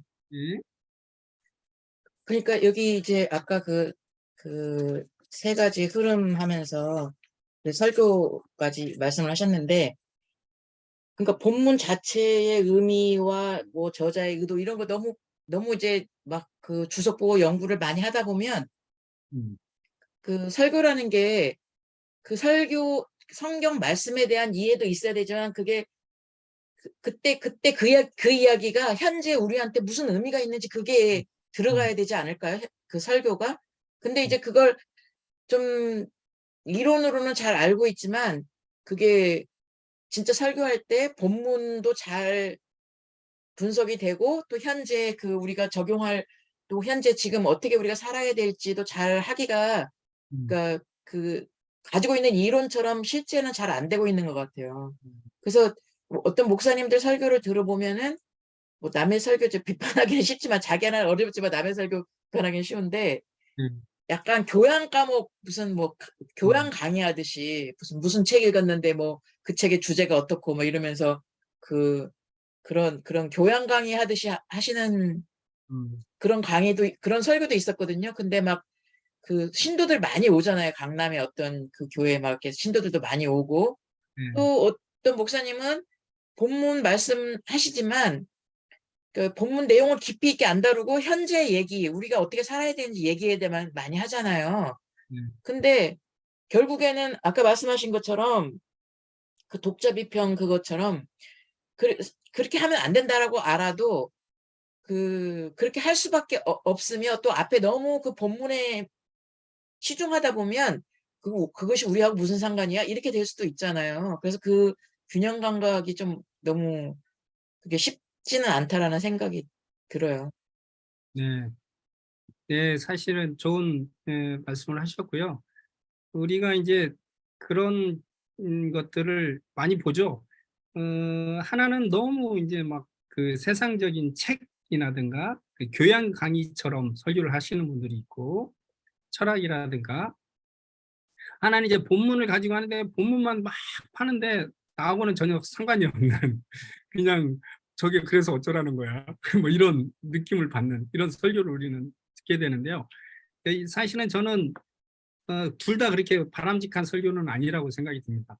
그러니까 본문을 우리가 다루는 건 좋은데 본문을 다루는 건 내가 개인적으로 깊이 다뤄야 되고요. 그것을 전달할 때는 그 본문의 의미를 충분히 이해할 수 있는 정도로 충분히 쉽게 전달해야 되고, 그것이 오늘날 나에게 무슨 의미가 있는지, 그래서 오늘날 나에게 그것이 적용될 수 있도록 전달을 해야 됩니다. 근데 이제 이게 안 되면 이제 본문은 주석은 많이 하고 연구는 많이 했는데 오늘날하고는 전혀 상관이 없는 이제 그런 말씀이 되기 쉽죠. 그래서 이런 성경 연구를 많이 하고 성경을 강조하시는 분들, 이런 분들이 좀 범하기 쉬운 오류 중에 하나가 이제 그런 겁니다. 성경은 그냥 분석하고 성경에 대해서는 아주 많이 하는데 오늘날 우리에게 이제 그게 어떤 의미가 있는지 전혀 이렇게 감동이 되지 않는 그런 설교를 하기가 또 쉽죠. 그래서 우리 선교사님이 지적한 것처럼 말씀하신 것처럼 이제 그것을 잘 하는 것이 사실 필요합니다. 근데 그것을 잘 하는 위해서 먼저 우리에게 사실은 처음부터 그걸 잘할 수는 없는 것 같아요. 처음부터 잘할 수는 없기 때문에 그런 부분들을 계속 훈련을 해야 된다고 봅니다. 그래서 먼저 해야 될 거는 본문을 잘 어떻게 하면 이해할 수 있는 훈련을 먼저 하는 게 저는 바람직하다고 생각이 들어요.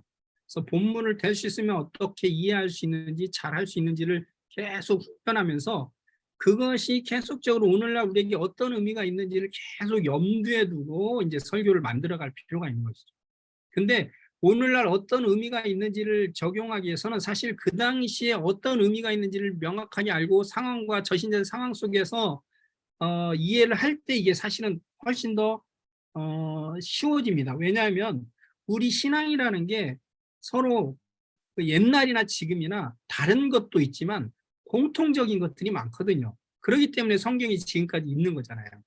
그 2000년 전에 쓰여진 성경이고 그 당시 사람들에게 한 내용이지만 오늘날도 우리에게 충분히 적용되고 공감되어지는 내용들이 굉장히 많기 때문에 그 당시에 저자가 수신자들의 상황이 지금 어떤 상황 속에서 너희들이 어떻게 살아야 되고 어떤 것이다라고 이렇게 말하는 내용을 오늘날 우리의 동일한 상황으로 바꿔주는 거죠.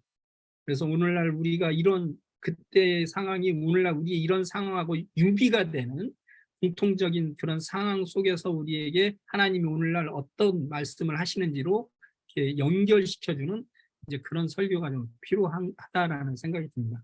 근데 그게 그냥 쉽지 않고 또 시간도 많이 걸리고 아까 말씀드린 것처럼 그렇게 했더니 성도들은 뭐 반응도 좋지 않고 그러다 보니까 유혹이 뭐냐면 설교자의 유혹이 이거를 대충 하고 그냥 그냥 설교를 은혜롭게 잘 들리는 설교 쪽으로. 그래서 요즘 이제 제가 젊은 목사님들하고도 이렇게 얘기를 나눠보면 젊은 목사님들이 주로 관심을 갖는 게 뭐냐면 옛날 저 때만 해도 이것도 이게 좀 주관적이긴 한데 제 생각엔 그래요. 성경을 어떻게 바르게 이해하고 가르칠까에 관심이 많았습니다. 이제 전도사님들이나 이제 신학생들이. 그래서 성경을 어떻게 하면 바르게 알고 막 그런 쪽으로 관심이 많았는데 요즘 젊은 이제 신학생들이나 목회자를 얘기해 보면 별로 그거 관심 이제 그거는 그냥 기본이라고 생각을 하고 어떻게 하면 설교를 잘 전달하고 들리는 설교를 할까 이런 쪽으로 많이 관심을 갖더라고요. 그래서 요즘 젊은 그래도 이렇게 목회자들 설교를 들어보면 그런 부분을 굉장히 잘한다는 생각이 듭니다. 굉장히 들리게 성도들이 잘 알아들을 수 있도록 하는 데는 굉장히 좀 잘한다라는 생각이 들어요. 우리 때에 비해서 저희와 같은 시대에 비해서. 근데 성경을 이렇게 좀 더 깊이 알아가고 그것을 또 하나님과 깊은 영성인 관계 속에서 내가 하나님과의 깊이 그 말씀대로 살아가는 그 삶 속에서 그것들이 경험되어지고 적용되어지는 그런 어떤 깊이와 그런 영적인 어떤 깊은 그런 은혜가 조금은 좀 부족하지 않았나 하는 생각이 이제 저의 개인적인 생각입니다. 여러분들의 생각은 어떠신지 모르겠는데요. 또 말씀하실 분 계신가요? 그럼 네, 설교를 교수님 생각에 네네. 지금 그 말씀하신 것처럼 좀 들리는 설교를 하고 있는 분들이 예를 들면 어떤 분들이에요? 대표적인 분이 이찬수 목사님이시죠. 이찬수 목사님이 그 부분은 정말 탁월하십니다. 그래서 성도들이 들릴 수 있도록 그리고 삶 속에 적용될 수 있도록 그런 부분을 아주 잘하시죠. 김동호 목사님도 그 부분을 잘하시고 또 유기성 목사님도 잘하시고 이런 분들이 대중 설교가가 되는 거예요. 그러니까 결국은 대중 설교가라는 것은 그만큼 사람들에게 잘 들리게 하기 때문에 대중 설교가가 되기도 하는 것이죠. 어찌 보면 그러니까 또 대중 설교가가 되는 것이고요. 근데 그런 분들이 꼭 다 나쁘냐? 이제 그렇게 말하기는 또 어려워요. 아까 말한 것처럼 이런 분들도 성경 연구나 이런 것들을 충분히 잘 하면서 또 그걸 잘 하시는 분들도 있거든요. 요즘 이찬수 목사님도 보니까 그런 부분을 애를 많이 쓰시는 게 느껴져요. 본문을 정말 좀 더 바르게 이렇게 연구하고 해석하려고 하는 그런 이제 노력들이 옛날에 비해서 정말 많이 좀 느껴지더라고요. 그래서 저 같은 경우는 그런 적용 부분이 약하기 때문에 그런 적용 잘하는 분들 설교를 좀 많이 들으려고 합니다. 왜냐하면 본문에 대한 해석이나 이런 거는 이제 저도 나름대로 이제 조금 자신감은 있는데 적용 부분은 조금 약하기 때문에 저는 이제 그런 분들 설교를 듣는데 그런 분들은 확실히 들리게 하는 걸 잘해요. 근데 고민이죠. 이렇게 하는 게 설교가 옳은 것일까? 아니면 정말 성경을 잘 풀어서 잘 적용시켜주는 설교를 하는 것이 옳은 것일까? 이런 이제 고민이 이제 저에게는 있고, 저는 아직까지는 성경을 성도들이 잘 이해할 수 있도록 풀어서 잘 적용시켜주는 쪽으로 지금, 그러나 충분히 쉽게 이해하고 쉽게 내 삶과 연결될 수 있도록 하려고 하는, 그런 쪽으로 노력은 하려고 하고 있습니다. 네. 또 말씀하실 분 계신가요?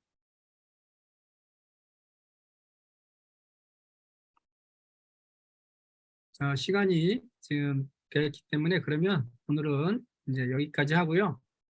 다음 주에는 다양한 성경 해석 방법론들을 우리가 좀 살펴볼 겁니다.